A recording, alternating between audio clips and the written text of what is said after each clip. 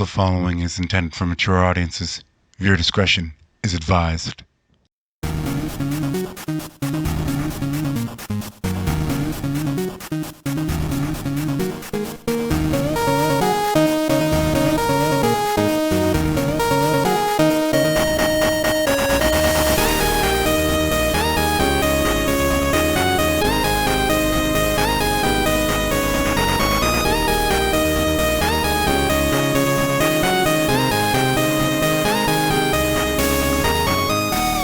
Last time on Dragon Ball RK, we left our crew in the aftermath of a rather interesting wish. I'll bring you to the aftermath of that wish. Like I said in the last part, Mr. and Mrs. Briefs, while I'm aware that that isn't their actual last name, they need one, so there it is, have no tails and are very weak. Tights, like Bulma, has her tail, but is weaker than her by far. Raditz's influence on her caused her to train and spar with her family, the Sewn half, not the Briefs. Since the result was unanimous, yes, Bulma can control the Grade 8 form. She's weaker than Kaka, but stronger than Bra, and can now obviously fly faster than said daughter. And the biggest whopper of them all is that Raditz and Bulma have been married for about a year longer than Bra's been alive. For the most part, nothing's really changed aside from the Saiyan part. Raditz still inherited the turtle style, and he's been teaching anyone who he deems worthy, really. Now that the search for the Dragon Balls is done, for the year at least, our crew takes advantage of their downtime to gain much needed rest, followed by a new training regimen. Chi-Chi came to West City to visit Kaka and also to be trained by Raditz. Ox was okay with this since the Sewn family has proven themselves trustworthy. But man, is Chi-Chi in for a rude awakening if she thinks this is going to be fun for her at all. Since they had a gravity training room, there's no need for the shells, but they're not at that stage yet. They need to be worked up to it. But they still had, like I said, had to work Chi-Chi up to that point, so weighted clothing. Meanwhile, a certain boy I'm sure you're all familiar with appeared at Kame House. Master Roshi, master of the turtle style. I am Krillin, and it would be the greatest honor if you took me on as your disciple. Roshi sighed. Son, I am no longer in charge of training for the turtle style. Krillin was aghast. What manner of man or woman could be so strong that the Turtle Hermit would deem them worthy of upholding the turtle style name? His name is Sewn Raditz. He's the adopted son of one of my former students, Son Gohan. His might and skill proved to be worthy of carrying on the name for the new generation. I'll give him a call and at least run you through the basics of training. Whether he takes you on or not is up to him. Oh, and son, don't put on airs. He hates that. It's been a few months since the wish, and Raditz had come by to see Roshi once in a while. They'd talk shop, crack open a few beers, and eat together. It's like him and Roshi, they're Tuesday people. Yeah, it's something they do every Tuesday. Every now and again he'd bring his family, to the point where when the girls fill out, they won't be on Roshi's radar. He's gotten close enough to the Sewn family to where he's basically the girl's great-grandpa. Now, Roshi has noticed how Raditz's prized student, Yamcha, has been getting closer to Kaka, and he gave him a knowing grin and pulled him out for a sidebar. You facilitated this, didn't you? Raditz nodded his head. The two weren't romantic at this point, but they were close friends at least. Roshi was smacked out of memory lane when the phone was answered. Daddy, it's Grandpa Roshi. Bra hollered for her father, who took a bite of his burger and went to the phone. What's up, Roshi? Roshi gave him the full rundown. Put him through the week. If he survives that, then and only then will he be worth training. Roshi agreed with that and put Krillin through his version of training, knowing full well that Raditz's version made his look like a slice of heaven.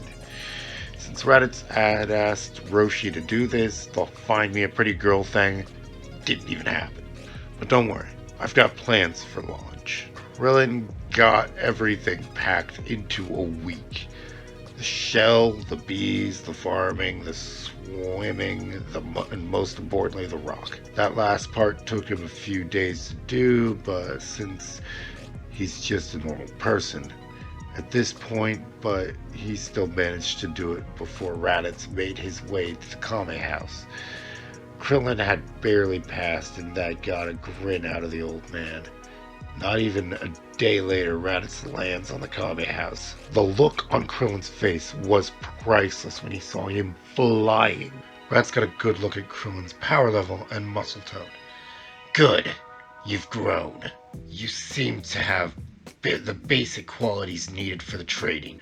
Now, my wife's gonna have a test for you as soon as we get to Mount Pausi. Now that I've got a good amount of students, we're gonna train where we can't cause people problems. Boy, where are your manners? Krillin did a double take. Apologies, Great Master Wukong of the Turtle Style. I am known as Krillin, and Krillin realized he was doing the one thing that Roshi explicitly told him not to. Thank you for giving me this chance, Master. Raditz smirked and grabbed Krillin by the barrel and flew off at top speed. Show off. When they touched down, Krillin is awed by the sight of a rather vast complex, but at the heart of it was a house that looked rather small in comparison to all the facilities around it. That seemed to blend in with nature. Krillin was in awe not only by the size of the dojo, but by the fact that it was constructed in a way that did not hinder nature, but draw from it. Welcome to the Wukong Dojo. I thought the name was funny when my adoptive father would call me that, but I embraced it when Roshi started calling me the same thing. I'm not exactly a fan of turtles, so you won't need that ridiculous shell. However, as if on cue, Yamcha walks to the two of them, accompanied by the girls, and they were fresh out of a swim. While the majority of the swim was for training, they were still in rather stylish swimwear, and that got a rise out of Krillin. However, Yamcha gave him a look that screamed, "Eyes front, soldier." Hi, I'm Kakarot. You can call me Kaka if you survive the week. This is my sister Bra, and my mother Bulma. Yamcha moved far too fast for Krillin to see while he was distracted with Kaka, and bonked him on the head. And the hunk that just cleaned your clock is Yamcha, Daddy's star pupil.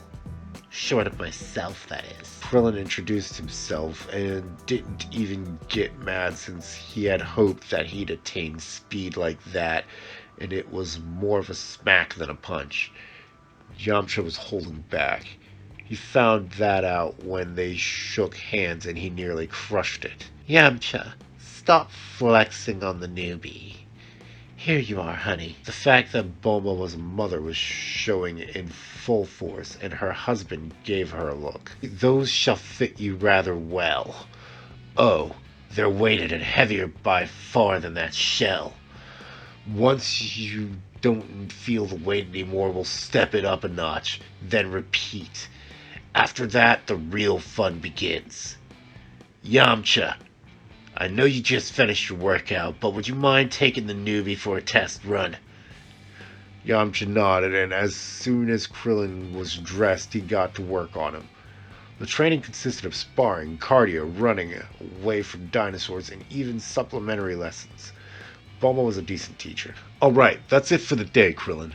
Well done. It's a good thing Raditz had you train with the old man, otherwise this would have been far more grueling experience for you. Yamcha was happy not to be the lowest ranking student anymore, but he wasn't lording it over Krillin or anything like that. Come on, I'll show you to our room. You and I are bunk buddies. Krillin was growing at an impressive rate, and Raditz wanted to come up with a way to test everyone's capabilities.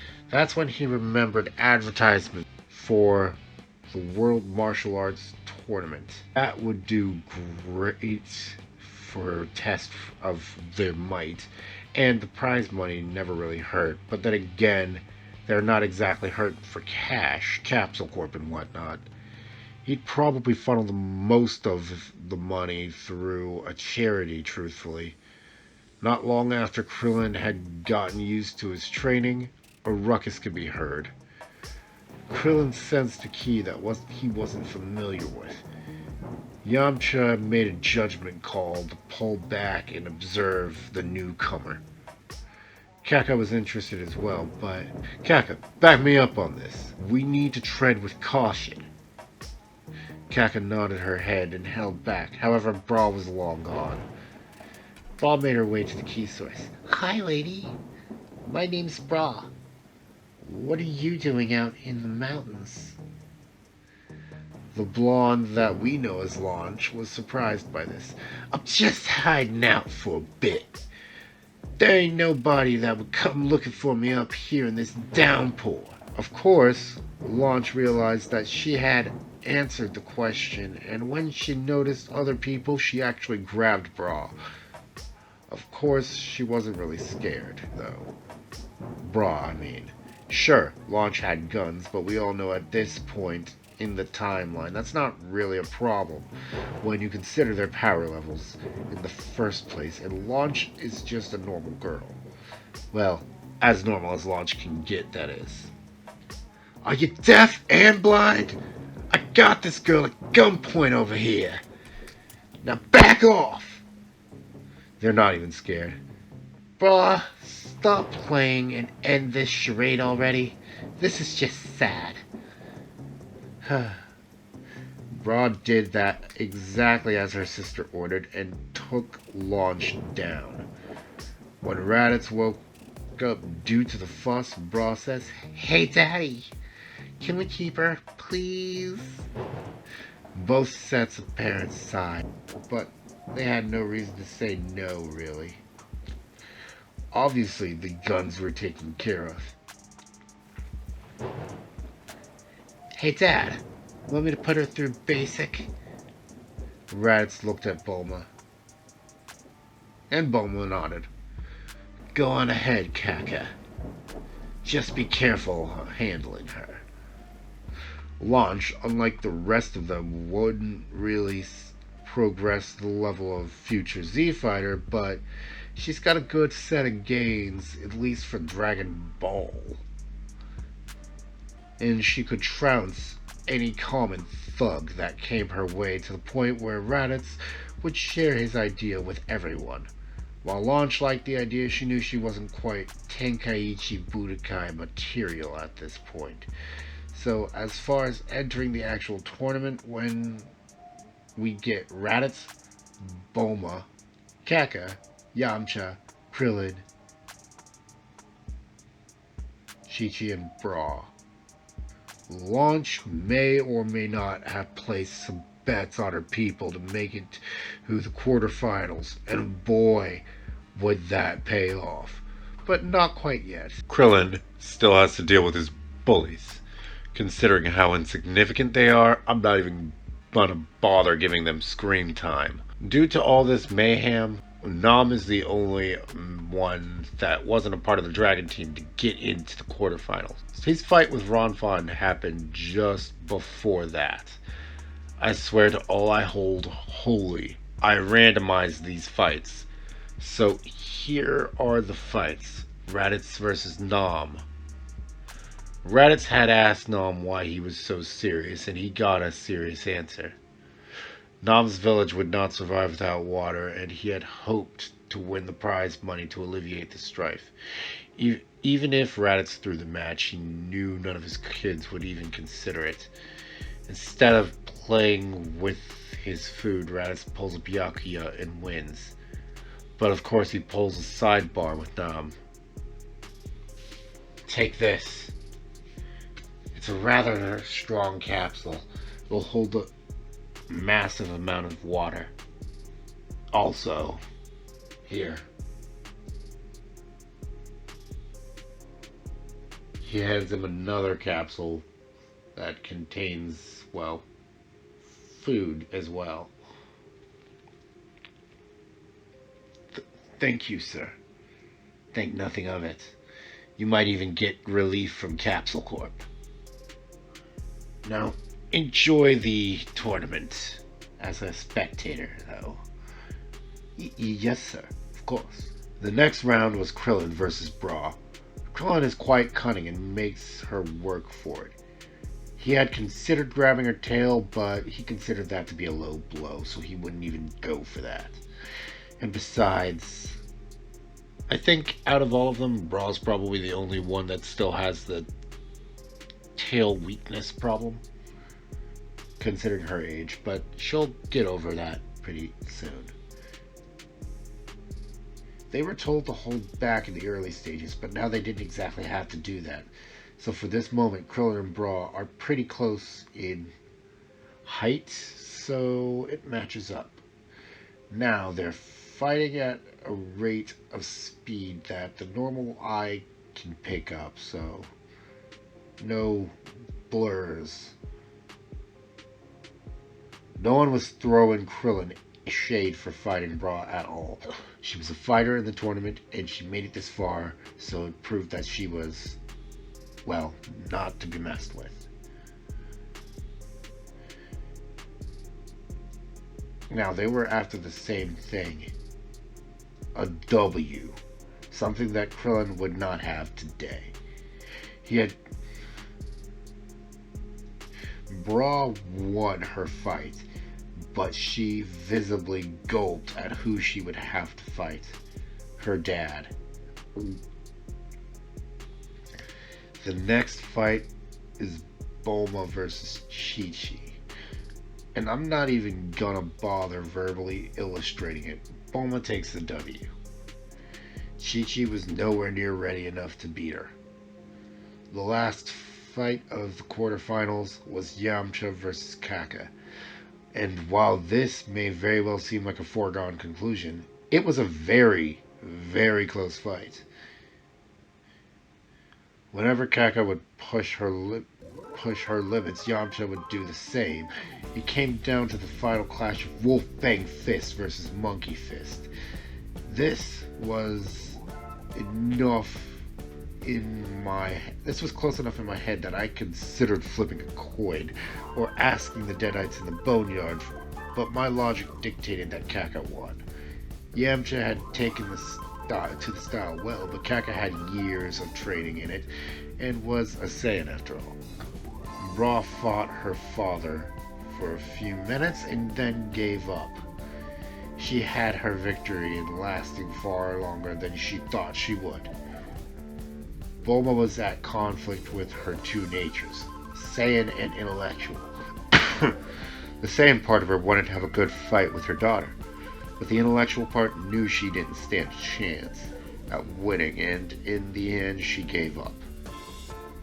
This father-daughter fight was far more epic than the last fight, and it went on for quite some time. Punches, kicks, headbutts, grappling, the whole shebang. Kaka was doing well. Bob would weave in this instance. They traded blows, like I said. But eventually it came down to a final blow. However, this was no kick, but a beam struggle. However, Raditz's double Sunday took the day. Ladies and gentlemen, the winner of the 21st World Martial Arts Tournament is Stone Raditz, Master Wukong of the Turtle School. Given some time, the Dragon Team would begin their quest for the Dragon Balls anew. But that is a story for next time. Rest easy, Deadites. And remember, the night is ours.